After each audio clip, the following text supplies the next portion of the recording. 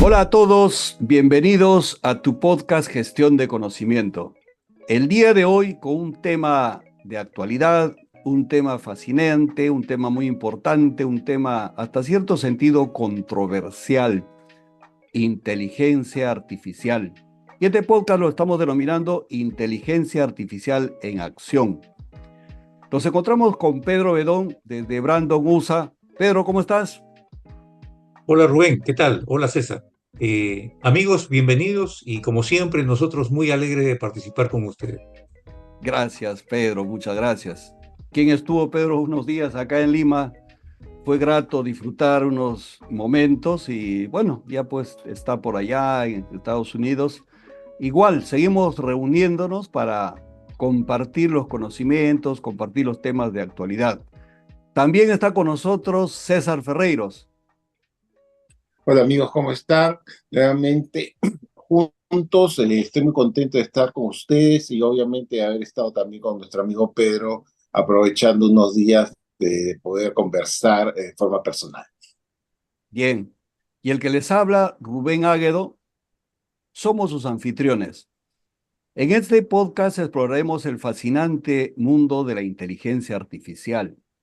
¿Qué es inteligencia artificial? Vamos a comenzar con los antecedentes, muy sucinto, muy ligero. Sus, ¿Qué cosa es inteligencia artificial? Y luego las aplicaciones. Vamos a ver luego los desafíos y el impacto en nuestras vidas. Si es que nos falta tiempo, vamos a seguir en el siguiente episodio del podcast. Bueno, yo voy a iniciar el podcast hablando un poco de la historia, cómo nace la inteligencia artificial, que está de moda el día de hoy. Muchos de nosotros dicen, no, la inteligencia artificial nace con el chatbot, nace con ChatGPT. No, la inteligencia artificial nace hace muchos años. Como toda tecnología, toda ciencia se gesta y se va acumulando conocimientos y luego demora en salir, demora en presentarse, demora en llegar al público en general. Como antecedente podemos citar del año 1843, ojo, 1843, Ada Lovelace fue la primera programadora. Se unió con Charles Babbage, quien desarrolla la calculadora avanzada. Y bueno, los dos hicieron sus pininos y luego hubieron más desarrollos, hubieron más gestiones para ir tratando de llegar a la codificación, hasta que en 1950 ustedes recordarán Alan Turing, ¿no? Alan Turing defiende la arquitectura de la computadora y crea la máquina de Turing. Haciendo un poco de historia, Alan Turing ayuda en la Segunda Guerra Mundial a disminuir la cantidad de años porque él descifra los mensajes de los nazis. Entonces, al descifrar los mensajes de los nazis, acorta la guerra. Y bueno, Alan Turing desarrolla el sistema binario, no fabrica la máquina por presupuesto, pero como repito, descifra los mensajes de los nazis de la máquina Enigma, ¿no? Alan Turing indica, ¿no? Si la máquina usa condicionales, que son puertas lógicas, o también emplean el AND, OR o NOT, que es la base de lógica humana, entonces él indica, las máquinas sí pueden pensar. Las máquinas sí pueden pensar, pero con una computadora potente. Entonces la gente se burla de Alan Turing, aparte también porque tenía un sesgo de homosexualidad, ¿no? Que por la cual este, fue separado y ajusticiado, ¿no? Entonces, en noviembre del 2022 llega ChatGPT, pero bueno, ya estamos a noviembre del 2022. Antes, en 1956, John McCarthy fue el primero en usar la inteligencia artificial. Creó el lenguaje ISP para desarrollar la inteligencia artificial. 1958, Frank Rosenblatt introduce el concepto de redes neuronales y fabrica el perceptron primero, una máquina para procesar la inteligencia artificial. Ya estamos en 1958. Los años 70, 80, 90 hubo un invierno de la IA. hasta que el año 97 IBM fabrica la primera Mac computadora o una computadora denominada Deep Blue. ¿Y por qué es famoso Deep Blue? Porque derrotó al campeón mundial de ajedrez Gary Kasparov. Una máquina que derrota y Gary Kasparov comenzó a reclamar, etcétera, etcétera, pero era una máquina que no tenía inteligencia artificial, sino se codificaba los juegos de ajedrez, tenía cantidad de datos y solamente jalan los datos y le gana a Gary Kasparov. Y luego llega el 2011. 2011 igual, IBM desarrolla Watson. Watson, una máquina potente que vence a un juego Jeopardy, que en Estados Unidos era muy popular. En unos estudios universitarios también que realicé, indicaban en una universidad de Estados Unidos, no voy a indicar la universidad, todos los estudiantes presentaban sus trabajos y ustedes saben que los profesores a veces se demoran en corregir, en dar el feedback, pero en esta universidad el feedback era de inmediato. Qué profesores tan eficientes.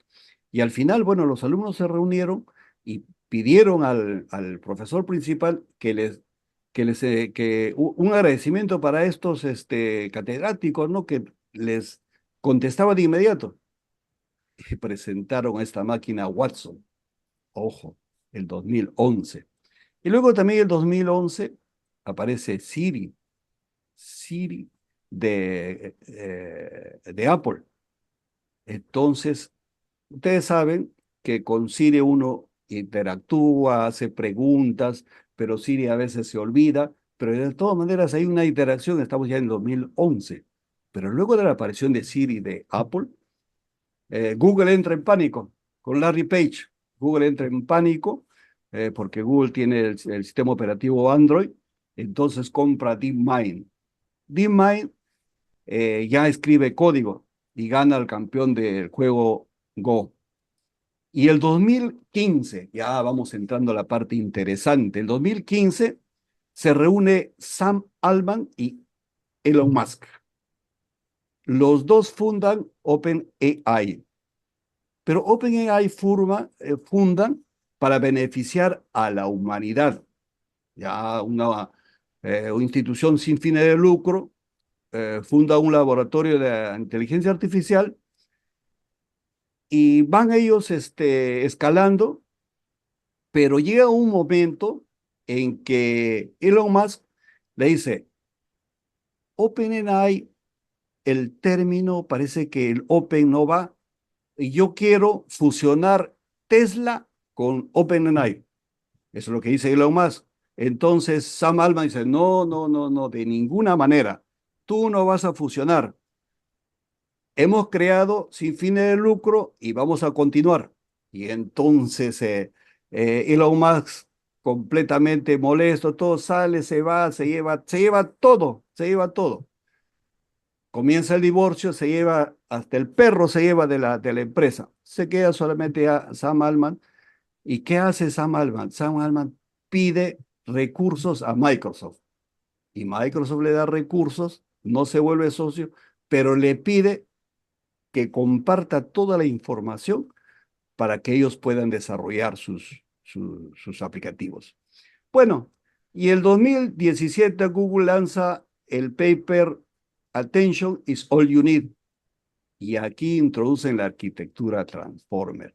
Y llega al 2022, noviembre de 2022, donde Sam Altman, ya el dueño de la empresa o se queda en la empresa OpenAI, después de que había recibido juicios de Elon Musk y todo lo demás, y él pues dice, bueno, si tú te abandonaste, quisiste irte, te fuiste.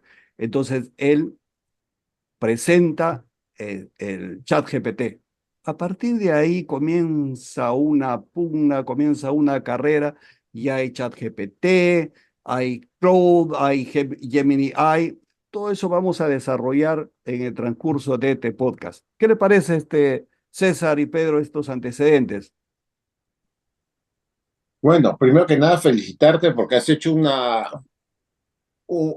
descripción bastante detallada de los inicios y la juventud, la niñez, la juventud y la juventud. Yo diría que está en la juventud todavía OpenAI porque estamos todavía empezando, ¿no?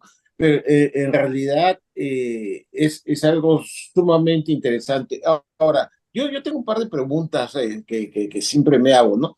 Este, ¿OpenAI es realmente inteligencia artificial o no es más que un super buscador con el cual te ayuda y te resuelve problemas y tareas repetitivas? Perfecto, perfecto. OpenAI es la empresa. ChatGPT es la herramienta que ayuda, y eso es el gran descubrimiento de actualidad. A diferencia de Google, el Google anterior, porque ahora hay Google, el actual, que también tiene inteligencia artificial. ¿Qué ocurre, no?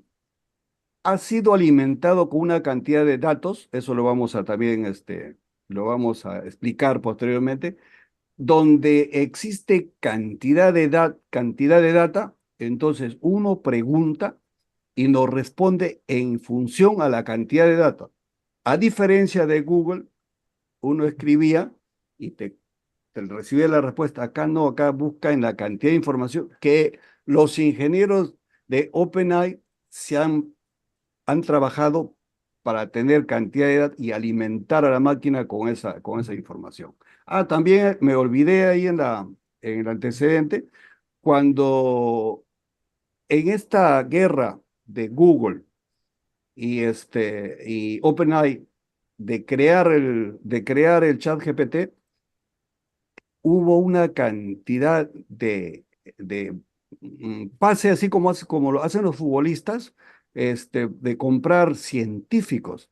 Muchos científicos inclusive le pagaban $1 millón.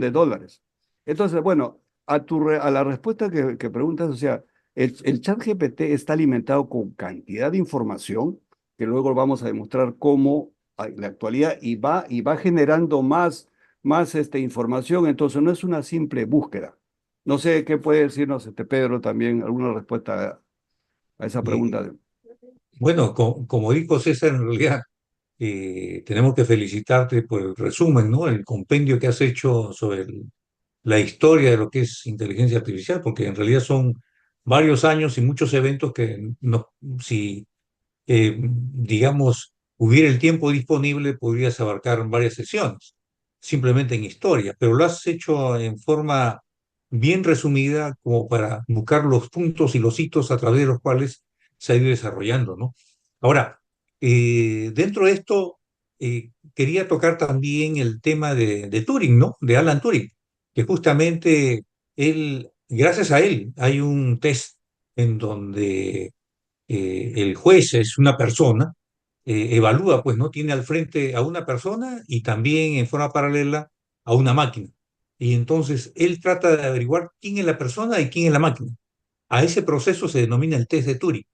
Significa que si la persona no llega a identificar quién es la máquina y quién es la persona, significa que entonces ya la inteligencia artificial está ahí, porque ya no puede diferenciarlo, puede hacer cualquier tipo de preguntas y le responde, ¿no? Entonces, ese es el test de Turing. Y actualmente ya se cumple, ya pasó esa prueba. Entonces, ese es un hito.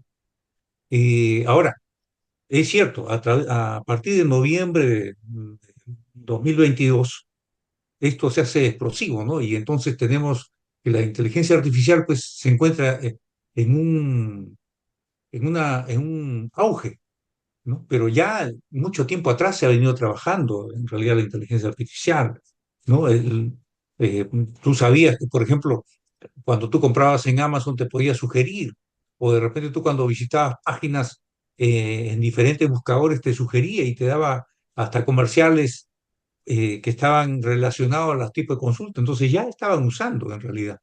Pero uno de los puntos y en donde en realidad es más difícil es en la parte lingüística, ¿no? Porque el lenguaje humano es muy amplio, ¿no? Y, es decir, una expresión, ¿no? Que simplemente de dolor, de alegría o de burla, Entonces, el computador, ¿cómo lo capta? No está dentro del lenguaje normal.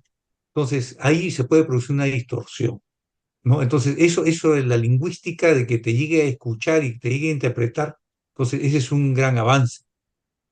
Ahora, eh, ¿cómo afecta, no? Porque ya lo tenemos en todos los campos. Esto te afecta, pues, en el trabajo, en la movilidad, la economía, en lo que es las comunicaciones, el transporte, ¿no? Entonces, te afecta en todo, en realidad. Y en realidad tendríamos que manejar, pienso yo, algunos conceptos como para introducir en lo que es la inteligencia artificial, ¿no? Hay dos, en realidad hay varios términos, pero dos términos principales que yo he identificado es, por ejemplo, el machine learning y el deep learning, ¿no? El machine learning, ¿en qué consiste? Consiste en tener una serie de data a través de la cual la persona es la que le enseña a la máquina en función de la data que tiene. Entonces, hay una intervención en donde quien está dirigiendo el aprendizaje es una persona, un ser humano. Y el deep, eh, digamos, learning, y como bien lo menciona, es ya profundizar sobre esto, en donde el proceso que tiene es justamente está imitando a una red neuronal de cómo trabaja el cerebro humano, ¿no? Eso es lo que quiere eh, profundizar. Y entonces, por ejemplo, una de las aplicaciones que maneja esto es el reconocimiento facial, ¿no? Que ya lo hace con diferentes capas, capta cada píxel de la pantalla que tiene tu rostro, comienza a identificarlo y en función de varias capas, porque capta la información, esta información que es un nodo, la transmite a otro nodo y así va analizando, analizando hasta que llega efectivamente a profundizarse. Por eso dice deep learning, ¿no? Porque sobre lo mismo que capta, procesa la máquina y sigue procesando y sigue investigando, investigando hasta llegar. Entonces, esos son dos conceptos principales, ¿no? Pero también el tema es que, por ejemplo, antes el programador captaba una serie de datos y con un algoritmo les daba un resultado, pero ahora ya no solamente con algoritmos, sino con modelos. ¿Qué significa esto? ¿Cómo cambió de algoritmo a modelo? Significa de que la máquina capta los datos y por error va perfeccionándose. O sea, ya no es el algoritmo, sino que la misma máquina saca el algoritmo, capta la información, quiere dar el resultado, pero se equivoca, otra vez procesa, se equivoca, sigue procesando hasta llegar. Y entonces, en función de las pruebas y error, llega el modelo, o sea, llega el algoritmo. No como antes que yo le daba el algoritmo y con los datos que tenía, daba el resultado. Entonces, cambió el proceso. Entonces, Perfecto, eso es lo que está utilizando la inteligencia artificial. perfecto, Eh, perfecto. y bueno, yo no sé qué más podrías comentar, Rubén, tú que eres, Sí, digamos, el que está más Antes de cercano que Rubén a este entre, yo conocimiento. tenía la segunda pregunta, no, perdóname que me Ajá. meta, no, pero Sí, sí, discúlpame, sí, claro, si no se me discúlpame, va a ir. sí, César, discúlpame, claro. Este, discúlpame, coincido en que la inteligencia artificial ya pasó por un proceso bastante importante. Y la gran pregunta, creo yo, es, dado que la inteligencia artificial, y como tú bien lo has explicado, Pedro, en algún momento funciona bajo un concepto de aproximaciones sucesivas, en donde cada vez va mejorando la respuesta y vas aprendiendo en función a esto, ¿no debería también asegurarnos nosotros de que las personas que usan la inteligencia artificial estén preparadas para usarla? Y lo digo porque así como puede ser muy buena, podría ser no tan buena si es que es usada en forma aleatoria o tratando de hacer el daño, ¿no? Porque, ¿qué pasa con personas que tratan de obtener información, no sé, demográfica o estadística o información básica de una persona? O sea, tú, yo, cualquiera de nosotros, saca nuestro nombre, entra a la RENIEC. Luego ingresa y obtiene al banco y obtiene nuestro número de cuenta. Luego, puede aprender y puede romper claves y podría inclusive acceder a nuestras cuentas y podría en el extremo hasta vaciar nuestra información. No quiero ser apocalíptico, pero lo que estoy tratando de decir es, oye, ¿hasta dónde la inteligencia artificial común, como tal como se esté entregando hoy, debería apoyar o dar soporte? ¿Y en qué momento debería decir, oye, no, hasta acá nada más tú no puedes eh, hacer determinadas cosas porque estas cosas están limitadas por un tema legal o no, etcétera, ¿no? Bueno, fíjate, César, en realidad lo que tú has tocado es un tema que ya se viene tratando. Y, por ejemplo, en Europa se han preocupado por la reglamentación del uso, a pesar de que ellos no han desarrollado al nivel de los Estados Unidos la inteligencia artificial o a nivel de lo que ha hecho China, ¿no? Pero, sin embargo, ellos mismos se critican, ¿no? Dicen, nosotros somos los primeros en el mundo que hemos reglamentado su uso y ni siquiera tenemos el desarrollo de inteligencia artificial, pero ya lo han hecho, ¿no? Y bueno, simplemente para complementar el tema de Alemania, bueno, sí, hay una empresa muy importante en Alemania que está desarrollando inteligencia artificial, ¿no?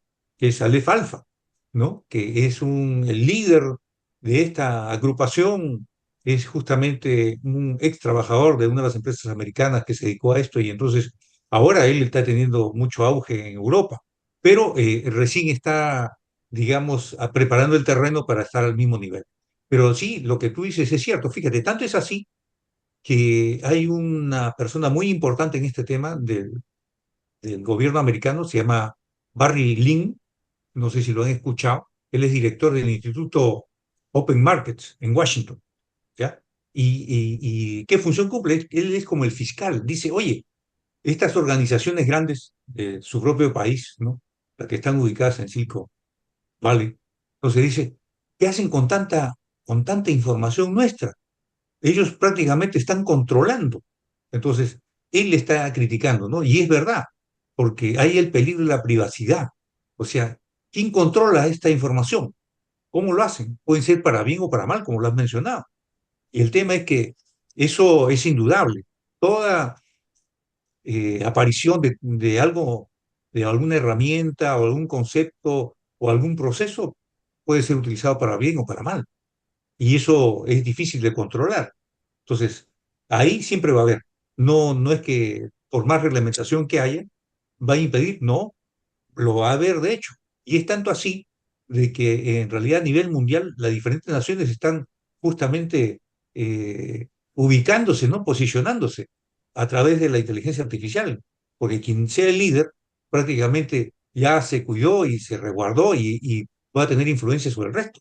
Entonces, ya hay una gran competencia. Bueno, yo hasta aquí nomás No, y está bien. quisiera que Rubén No, complemente la información. sí, Pedro, es perfecto. O sea, tenemos bastante información. Pero siento que a César no le he contestado cuando él preguntó inicialmente si era un buscador, ¿no? Entonces, acá, para nuestros seguidores, vamos a hacerlo fácil, porque ya Pedro ha introducido el tema de Machine Learning, Deep Learning, etcétera. Está muy bien. Entonces, hemos creado bastante expectativa. Pero llevemos a lo fácil. A ver, primero preguntémonos qué es inteligencia artificial. Todo el mundo habla, he escuchado, inclusive algunos amigos en sus discursos, dice, estamos en la era de inteligencia artificial. Sí, es un término coloquial, de moda, a veces introducimos en algunos discursos, pero la inteligencia artificial es un campo de la informática. Es un campo de la informática que se centra en la creación de sistemas capaces de realizar tareas que normalmente requieren inteligencia humana. ¿Cierto? Simular lo que hace la inteligencia humana. Estas tareas incluyen el aprendizaje, la percepción, el razonamiento y toma de decisiones. Toma de decisiones, ojo. Y esta inteligencia artificial, en la actualidad, se divide en dos: la inteligencia artificial débil o estrecha y la inteligencia artificial fuerte. La débil o estrecha, la que normalmente se está realizando en la actualidad, realiza tareas específicas. ¿Cuáles son? Reconocimiento de voz, análisis de imágenes, recomendaciones en línea. Unas recomendaciones, uno entra a la computadora, recomienda. Eso son inteligencia artificial débil. No posee conciencia no tiene inteligencia general, pero puede superar a los humanos en tareas específicas. Esto lo vamos a desarrollar un poco también. Ya Pedro había introducido el término cantidad de información donde la inteligencia artificial le va a ganar al humano en detectar una cantidad, por ejemplo, de soluciones. El ser humano, para poder llevar a una solución, tiene que leer una cantidad de horas. La inteligencia artificial lo va a detectar en minutos. Entonces, ¿quién va a poder tomar la mejor decisión hasta el momento? Hasta el momento todavía el humano, pero la inteligencia artificial lo va a hacer en el menor tiempo. Esto es la inteligencia artificial débil, que está desarrollada en estos momentos, pero ¿cuál es la otra inteligencia artificial? ¿A dónde están proyectando las grandes compañías la inteligencia artificial fuerte o la inteligencia artificial general? Esto todavía es una inteligencia artificial hipotética, donde esta inteligencia tendría la capacidad de entender, de aprender y aplicar el conocimiento en una amplia gama de tareas a un nivel similar o superior al humano. Aprender. Actualmente la inteligencia fuerte todavía no ha sido lograda, pero estamos en camino, o las grandes empresas están en camino de llegar a eso.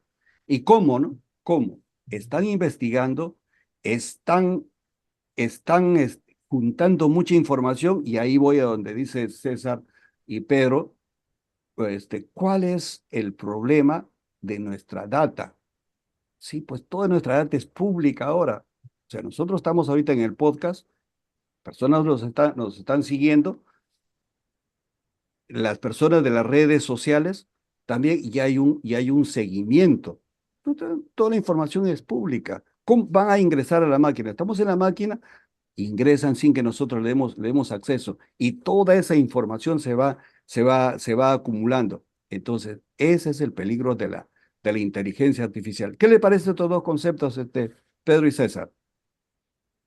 Bueno, fíjate, es cierto, ¿no? Y tanto es así que uno investigando en Internet, hay algunos que dicen la inteligencia humana se va a ser superada por la inteligencia artificial y en el futuro es probable, dice, que hasta el hombre sea destruido por la inteligencia artificial, ¿no? Ya están enviando mensajes apocalípticos.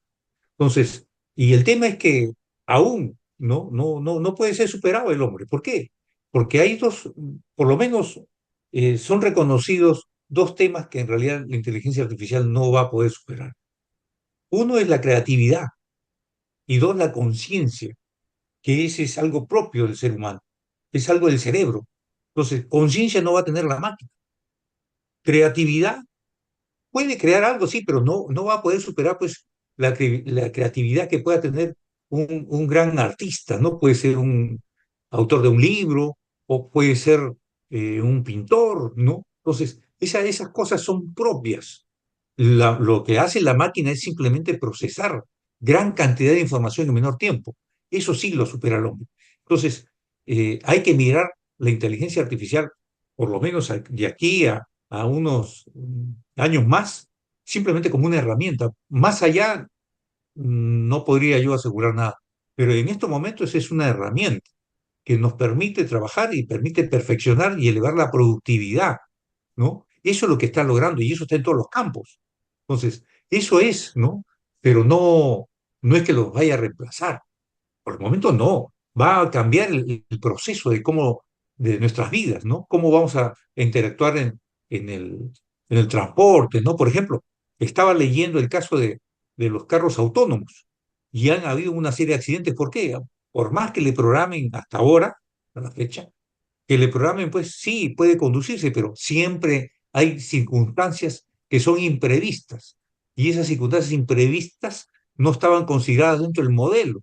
Entonces, tienen que seguir insistiendo, ¿no? Entonces, dicen ellos que probablemente de aquí a 5 años todavía en el desarrollo ya tendremos el auto verdaderamente autónomo, pero por el momento todavía está en proceso. Ya se han logrado bastantes avances, pero todavía se tiene ciertos factores de riesgo, ¿no? ¿Tú qué opinas, Un ratito, Rubén, César? sí, César, discúlpame, estamos creo que hablando demasiado, pero algo que quiero complementar con Pedro. Lo otro que todavía la máquina no tiene, aparte de la creatividad, es el sentimiento que nosotros los humanos tenemos y bueno, no sé a dónde va a ir la inteligencia artificial fuerte o inteligencia general que se denomina, es el sentimiento. No sé si ustedes o César, ha visto la película Her, una película Her donde un personaje se enamora de una computadora, que ahorita ya hay novias virtuales, ¿ah?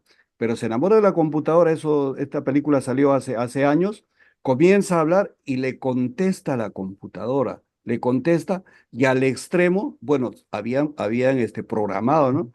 Al extremo que se presenta, bueno, era una película de ese año, ¿no? Al extremo que en sus noches tenía, tenía conversaciones de placer y esta persona se vuelve casi esquizofrénico, loco. Es una película Her, ¿no? Entonces, es el sentimiento que todavía no van a poder crear por el momento. No sabemos a dónde va a llegar. Dime, César, algún comentario sobre esto o algo que quieras aportar, por favor. No, en realidad es súper interesante todo lo que se está comentando. Yo creo que da para mucho. Y lo más importante dentro de todo esto es entender en qué momento o en qué etapa de la inteligencia artificial nos encontramos. Como tú bien has dicho, no estamos todavía en una inteligencia artificial avanzada, sino es como un bebé que está dando los primeros pasos y bueno, sí, nos llama la atención porque es algo que no se había visto nunca, es algo que quizás se había visto en los Jetsons con Robotina en su momento, ¿no? Ese robot que contestaba y que hacía la tarea del hogar y todo ese tipo de cosas, y tenía una interacción de persona a persona, prácticamente con Marsh, la dueña de la casa, no me acuerdo el nombre de Jetson, ¿no? Pero yo creo que estamos yendo hacia ese camino.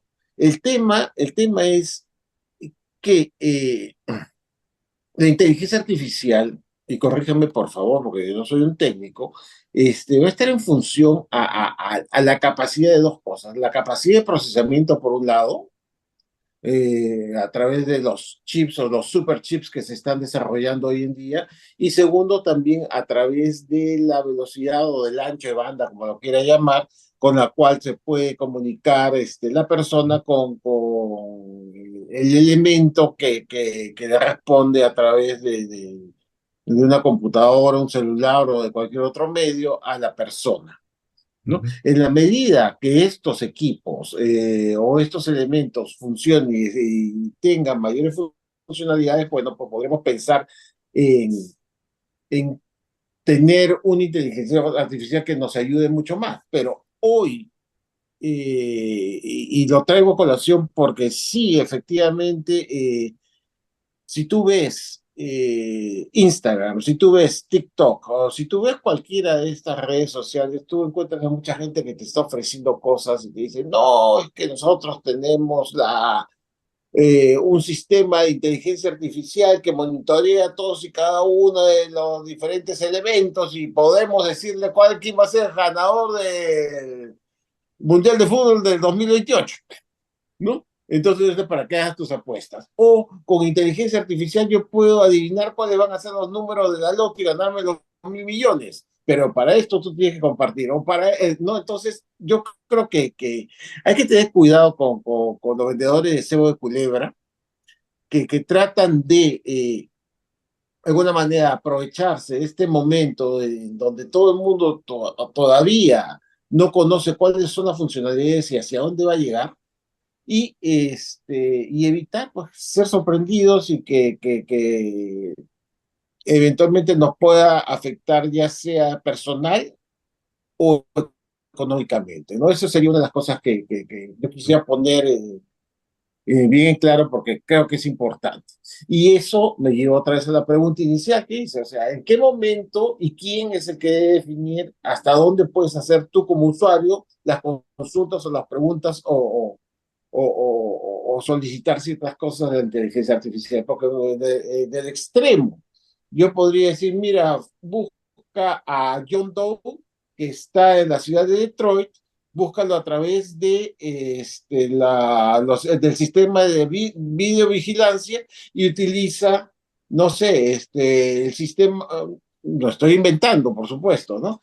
Utiliza, y mientras John Doe esté caminando por la calle X con Y, suéltale una viga y que lo mate, ¿no?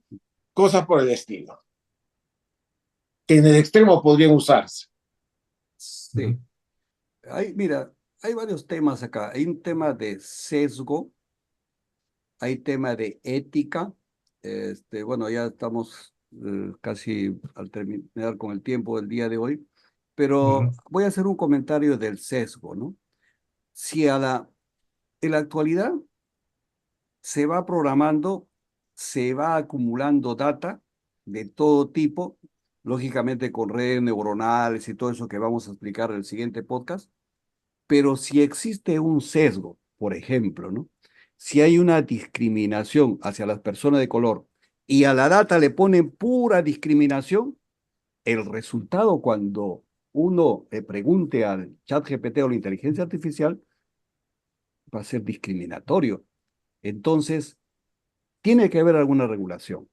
Lo otro, la moral también. ¿Hasta qué punto las máquinas son morales? Entonces, todo depende de la codificación, todo depende del tipo de data que se le brinda a esta inteligencia artificial. Entonces, mucho, algunos expertos dicen, ¿no? Mucho va a depender de la regulación de los gobiernos. Lo otro, Elon Musk salió a decir, también el tema para el siguiente podcast para desarrollar, va a llegar un momento, la inteligencia artificial definitivamente, nuestros seguidores nos preguntan ahí por el chat, ¿nos va a quitar nuestro trabajo? No te va a quitar el trabajo, no. Pero lo que tiene que hacer es adoptarlo como, como una herramienta. Entonces, para concluir un comentario, ¿no? Por decir, una empresa que quiere contratar programadores, va a los currículos, los llama y dice, si aquel programador que tiene habilidad en el empleo de la inteligencia artificial, sabe emplear ChatGPT, Cloud, etcétera, para el desarrollo de la codificación va a tener prioridad a los otros. Y los otros van a decir, no, me quitaron mi trabajo. Mentira, no te quitó tu trabajo. Te quitó tu trabajo la otra persona más preparada. Como siempre, el conocimiento. Como siempre, tenemos que investigar. Como siempre, tenemos que aprender. Como siempre, tenemos que reinventarnos. Bueno, con esto concluyo las palabras finales a Pedro y a César. Sí, fíjate, simplemente para complementar qué tan importante es, la Universidad de Stanford en los Estados Unidos destina un presupuesto para el desarrollo de la inteligencia artificial aproximadamente de 6.300 millones de dólares anuales. Vean la importancia. Amigos, hasta la próxima. Gracias. Solo para finalizar, como dice Rubén, la inteligencia artificial no es tu enemigo, es tu amigo. Tienes que abrazarla, tienes que aprender y con ella vas a poder seguir creciendo y llegar a nuevos niveles. Hasta la próxima. Gracias, amigos. Muchas gracias. Hasta la próxima.